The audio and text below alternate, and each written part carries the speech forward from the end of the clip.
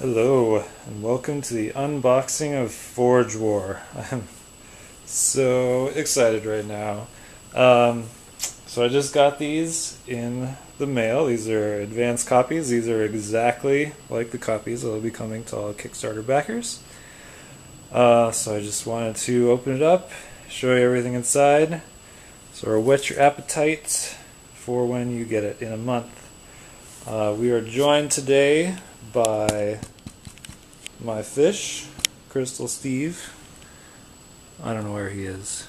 He's in there somewhere, I promise. And of course, T-Rex. So the first thing that I'm really excited about is just the box itself. So in the previous copy we had sent, we sort of went with a non-glossy finish on the box, and then we decided to go with a glossy finish. I don't know if you can really tell the difference. You can't really tell the difference on camera, but standing here, it's amazing. Like, the glossy finish looks so much better. I'm so happy about it. So that's really exciting.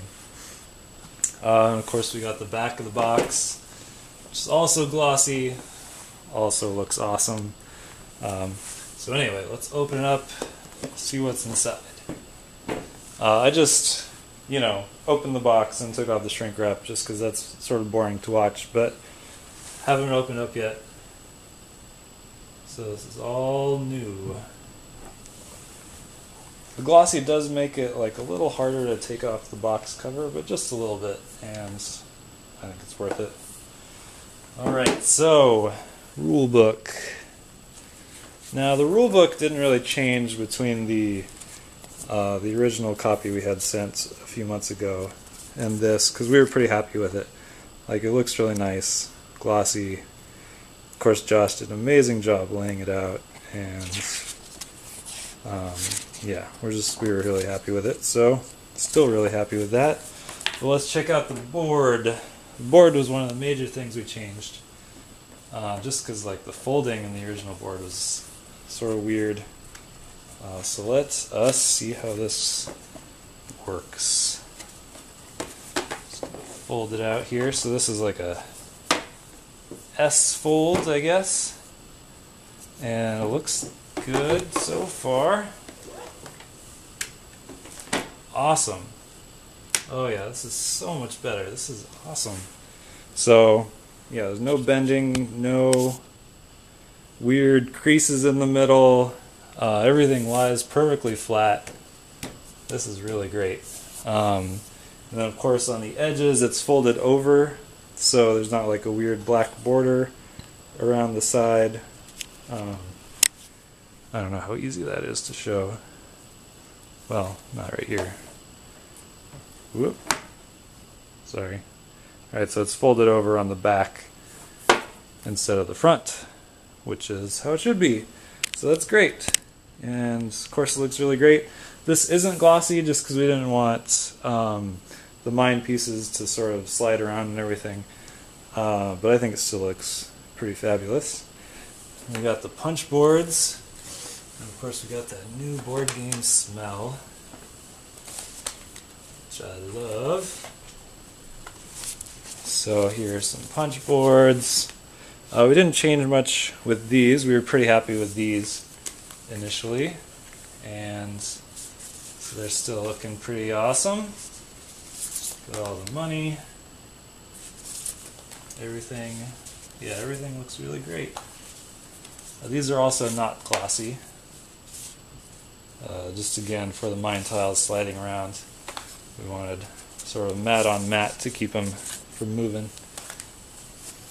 All the champion titles. Alright, but let's move on because there's lots of stuff to look at here. Alright, here I'll bring that a little bit more into. Alright, so now let's look at player boards. So the player boards they sent previously, one of them was glossy and the rest weren't. I really liked the look of the glossy one. It really brought out Josh's awesome design, so we went with all of them glossy. And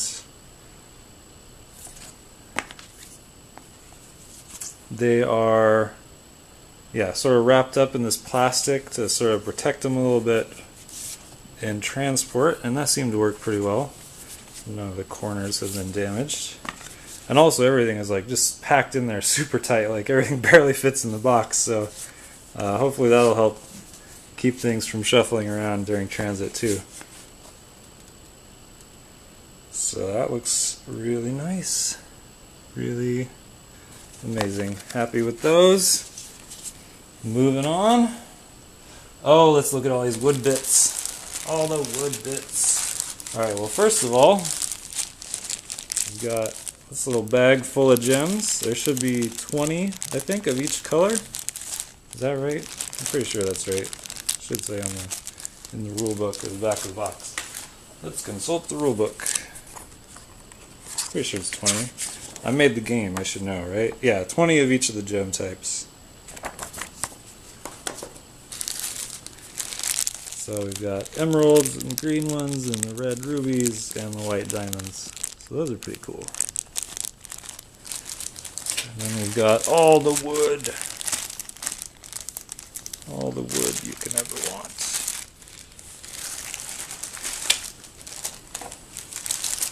And somebody's car alarm is going off. Alright, so we've got 4 player colors. Gray, purple, yellow, and sort of a greenish blue here. And inside, we've got some overseers, some workers, some claim cubes. Let's take a look at one of these overseers. Oh yeah, that looks pretty sweet. So you've got the cut design and then a little ink printing of the whip and the mustache on each of them that Josh designed. These look really great. And little pickaxe workers to put on the mine. And then in addition, we just got some discs for keeping track of score and everything, and then claim cubes to put on the public weapon designs. So that's all the wood for a single player. And then we've also got wood for the resources. There should be, I think, like 40 of each of these. So we got copper, mithril, and iron, which is definitely black. I think before it was sort of a little grayish, but these are black. So that's great.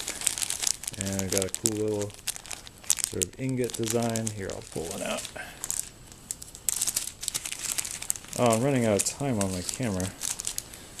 Only got like 50 seconds left. I probably should have deleted some stuff before I started this up. So there we have it. So I am going to stop here, and then I will show you the cards. Well, I'll also show you these little pieces first. So we've got the turn marker, which is the big thing, and then these little cubes. They are rather tiny when you look at them, but that was sort of necessary for getting them on the quest cards. You know, space is a prime real estate. So these are little cubes to use as quest trackers, and I think they're going to work pretty well. I'll get out some cards and then pull these out to show you that. But I'm running out of time, so hold on 1 second. Alright, we are back. Turns out I had the old unboxing video still on this camera, which is why there wasn't any space. Shows you how often I use my camera. Alright, so we've also got some extra bags for putting everything in. You know, because we need a lot of bags for all the chips and stuff that go in there. So I forget how many bags I requested. We have some larger bags, which you can put the mine tiles for each stage in. So those should fit in these 3 bags, and then we've got some smaller bags to put adventures and quest tokens and stuff. I guess there's only like 3 of these. There should be enough. So you put like all the like weapon types and +1 tokens in one of these, and one of all the like champion titles in one of the other ones, and then like money in the other one, and that should be most of everything. Plus you got this bag, right? What was in this bag? Oh, well. Anyway, I promise, I worked it out, so there should be enough bags for everything. Okay, so let's get into the cards here. So we've got, this looks like the stack of market cards, plus this.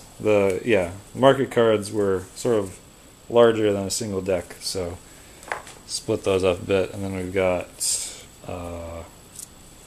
the starting wealth cards and the quest cards. Let's look at the quest cards first, because those are the most exciting to me.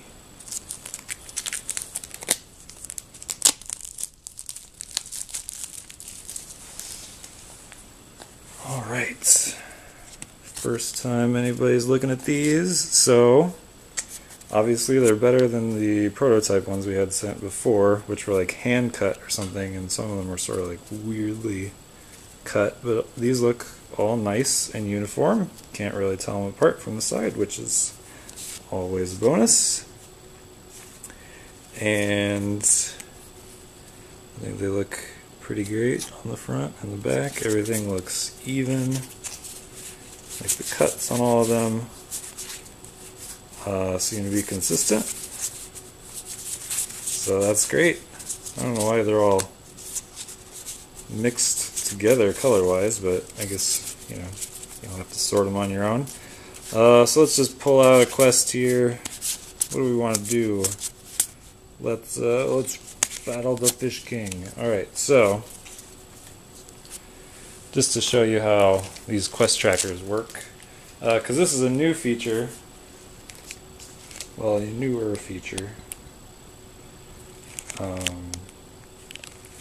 So let's see here. Sorry, that's as far in as I can zoom. So you take these tiny little cubes, and so you start the quest, and you're going to put it on that first token right there, and to show where you are, and then just advance that once per round. Seems pretty easy. I mean, it might get a little messed up with bumping the table, but hopefully you can avoid that. And, even if you bump the table, I mean, it's not going to really move around that much. It's a cube. So, yeah, that's how that works. I think that works pretty well. So the sizes of these, even though they look small, they're pretty much perfect for keeping track of quests. So that's great. Alright, so those are the quests. Let's just open up these other packages here. Let's just look at these starting wealth cards real quick. Maybe. Grr. Open. There we go. Probably should have had a sharp implement on hand. Alright. So these are these here. Let's zoom back out. Alright, so we got starting wealth cards of the fast forward. Oh, these are all mixed together too. And not fast forward variety. These are looking pretty great. And again, the cuts on these look pretty consistent and not wonky. So that's great. Happy with that. Also, there's really not, there's not really any bend to these cards. They're pretty flat, which I'm happy with. Nobody likes bendy cards. There was some of that in the previous copy we got sent, but these look pretty great. Let's see, I've had these out of the package for a while, and they're still perfectly flat. Sometimes that sort of is a problem that appears over time as things are taken out of confinement and allowed to rest. So hopefully that will be minimal. Looking pretty good so far. Anyway, so now we've got market cards, These are your starting market cards, copper sword, copper stuff, and then stage 1, stage 2, and everything looks really great and pretty consistent. There's a little variance here in terms of like the money symbol at the top getting a little bit cut off, but I think, you know, the flavor text on the bottom is easy to read. All the information is really easy to read. None of that is cut off. We made sure to keep within all the text safe distance. Sorry you can't read that. My camera has difficulty focusing. But anyway, so all those cards, all looks great. I'm excited to sit down and play it. Yeah, I think that's pretty much it. I mean, I could punch out the punch boards and all that, but I think we'll just stop there. I think that's a good display of everything. So one more thing I want to say is we ended up going with an insert in the box, just a basic insert to keep the cards from shuffling around during transit. So that's what went here, were all the cards. But you may, I'm not going to try it now, but you may have to actually take the insert out to actually put everything back in once you unpunch the punch boards. Just because, as I said, like, it's really packed tightly in there. Like, we went with the smallest possible box size for all the stuff that's in this game. So keep that in mind. I'm not going to do that on camera, but I'm going to try to put it all back in after I punch the punch boards out to see. But with this insert, like, there's actually not much clearance. Like, the insert takes up about half the thing. So you can put the cards here and maybe some of the wood here, but then everything else going on top of that, it might be a little tight. So you might have to take that out. But yeah, it was just to help make sure the cards didn't get all bashed up in transport. Anyway, so that is that. Look forward to getting the game in about a month or so. And thanks for watching. Bye.